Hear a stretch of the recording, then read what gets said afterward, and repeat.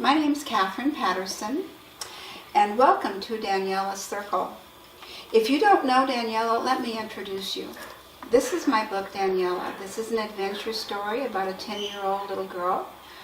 She's a little bit timid, so she's looking for courage so that she can defend the things that she believes.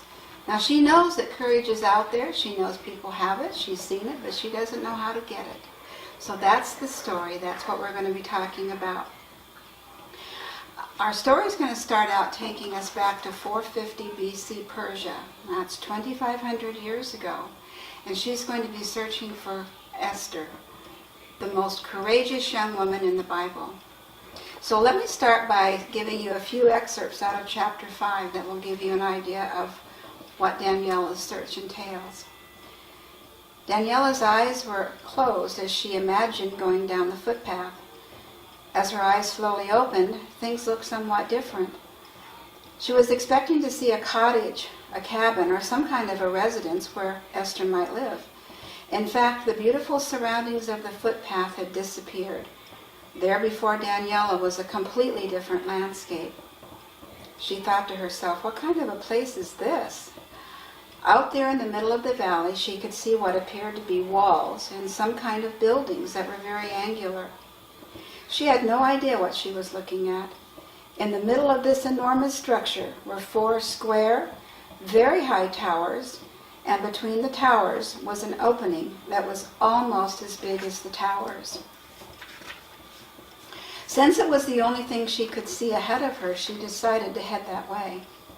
As she got a little closer, she could see some of the details of the front that looked like a wall. There were tall pillars and carvings of animals on the fronts of them. The only animals she could recognize were the lions.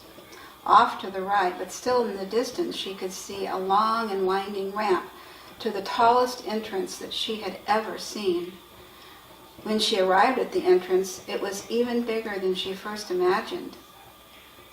As she stood in the gate and looked around toward the end of the plaza in front of her, her eyes found a small group of men talking and standing in kind of a circle.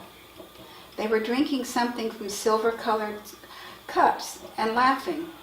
As she got closer, she could hear they were speaking in a language that she couldn't understand and she had never heard before.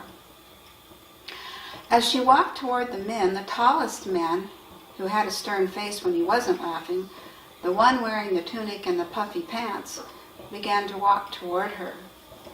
Daniela looked up at him, and with a very shaky voice, she asked the man, "Does Esther live here?" The man's eyes squinted as though he understood what she had asked. He then turned to the other men, and in that language that she couldn't understand, he said something to them. For a moment, the men talked among themselves, and then the tall man standing in front of Daniela pointed in the direction across a very large outside plaza, in the direction of what looked like several alleyways, and simply said, "That way." Daniela never thought of herself as being brave, but this experience was calling on her to do something that looked like bravery. So off she went in the direction that the man pointed. There were no sidewalks, no front yards, no stores, no cars. There was nothing that looked familiar to her at all. But she continued in the direction the man had indicated, and suddenly she stopped.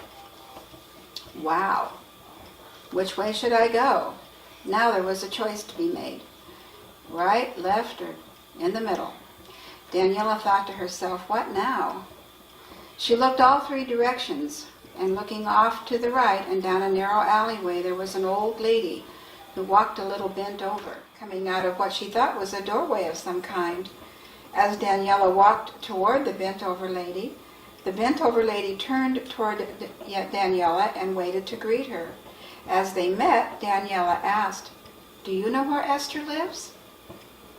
As the bent-over lady invited Daniela to come with her, they turned and started down what Daniela thought was an alleyway, or a really narrow street with some stone buildings on both sides.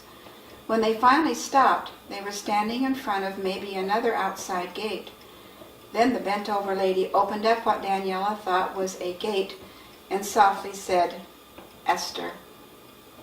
Daniela thanked the bent-over lady for helping her find Esther's house. Now the rest of the story in Daniela, the rest of her adventure takes her to live in the palace as Esther becomes Queen of Persia. She will learn palace rules. She will learn life lessons. You will also find in this story, in this adventure, who the hero is. Not only the hero, but the villain. What happens to the villain? So as you enjoy this story, you're going to want to know how it ends. So as we see you next time when you come by, thanks for stopping by.